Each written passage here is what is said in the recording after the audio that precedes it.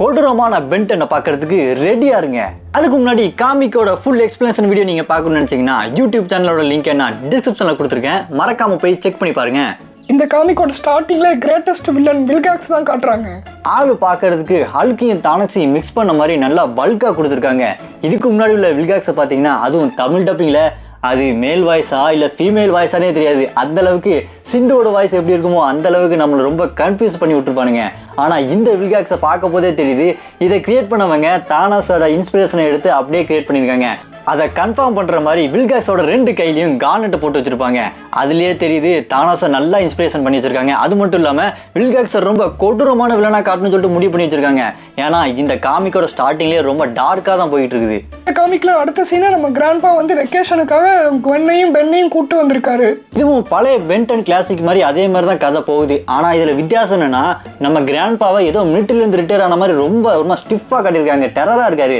நம்ம கிராண்ட்பாவே ஒரு ஃபன்னான ஜாலியான கேரக்டர். ஆனால் அந்த கேரக்டர் ரொம்பவே சீரியஸ் ஆகி ரொம்ப டார்க்காக கொண்டு போயிட்டு இருக்காங்க.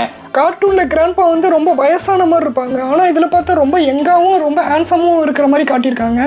ஹேண்ட்ஸம் விட ஏதோ 4 கோலை பண்ணிட்டு ஏதோ தலைமறைவாக இருக்கிற மாதிரி தான் மறைச்சிக்கிட்டே இருக்காரு. அந்த அளவுக்கு ரொம்ப டெரராக இருக்காரு. லுக்கெல்லாம் பயங்கரமாக சேஞ்ச் பண்ணியிருக்காங்க.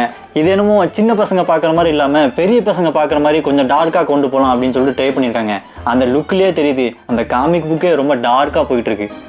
அதே மாதிரி எப்பவும் போல குவென்னும் பென்னும் சண்டை போட்டுகிட்டே இருக்காங்க. அதுக்கப்புறம் சண்டை போட்ட உடனே பென்னு வந்து கிளம்பி போயிடுறான் அந்த இடத்துல இருந்து. அடுத்த சீனே பார்த்தீங்கன்னா ஆம்னிட்ரிக்ஸோட என்ட்ரி தான். இதுக்கு முன்னாடி ஆம்னிட்ரிக்ஸ் ஸ்பேஸ்லேருந்து வரும்போது வில்காக்ஸ் அதை ஃபாலோ பண்ணிட்டு வந்திருப்பான். ஆனால் இந்த தடவை அது எப்படியோ மிஸ் ஆன மாதிரி ஸ்ட்ரைட்டாக பூமிக்கே வருது. அதோட ஆர்ஜின் ஸ்டோரியை இன்னும் டெவலப் பண்ணல. அது போக போக கண்டிப்பாக சொல்லுவாங்கன்னு நினைக்கிறேன்.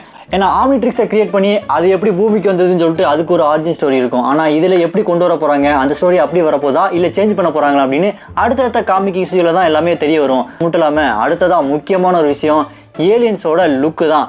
இதுக்கு முன்னாடி அவங்க காமிக் புக்கை ரிலீஸ் பண்ணதுக்கு முன்னாடியே ஒரு ஏலியன்ஸோட லுக்கை ஒரு போஸ்டர் மாதிரி விட்டானுங்க. அந்த லுக்கெல்லாம் பார்க்கும்போது கொடூரமாக இருந்தது. என்னடா இதுக்கு ஆம்னிவர்ஸ் ஏலியன்ஸே பரவாயில்லையே, போட்டு இப்படி குதறி வச்சிருக்கீங்களே அப்படின்ற மாதிரி தான் தோணுச்சு. அதுவும் முக்கியமாக எனக்கு ரொம்ப ஒரு மாதிரி டென்ஷன் ஆனது இங்கே கெனன் போர்டோட லுக்கை பாருங்களேன். பார்க்கறதுக்கு ஏதோ பிதுங்கி போன பந்து மாதிரி இருக்குது. அதே மாதிரி மற்ற ஏலியன்லாம் பார்த்தா பிரிடிட்டரில் வர எல்லா ஏலியன் மாதிரி தான் இருக்குது. கொடூரமாக வச்சுருக்காங்க. அதுவும் இந்த கிரே மேட்டர் மண்டையை பார்த்தா மூளையெல்லாம் பிதுங்கி நரம்பெல்லாம் வெளியே வந்து அவ்வளோ கன்ட்ராவியாக காமிச்சிருக்காங்க. ஏன் ஏலியனோட லுக்கெல்லாம் இந்த அளவுக்கு ரொம்ப மோசமாக காமிச்சிருக்காங்கன்னு தெரியல. அது மட்டும் இல்லாமல் ஆம்னிட்ரிக்ஸோட அந்த டிசைனையை மாற்றிருக்காங்க.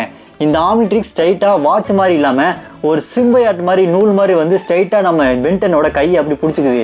அதோட லுக்கே ரொம்ப வித்தியாசமாக செயின் மாதிரி இருக்குது.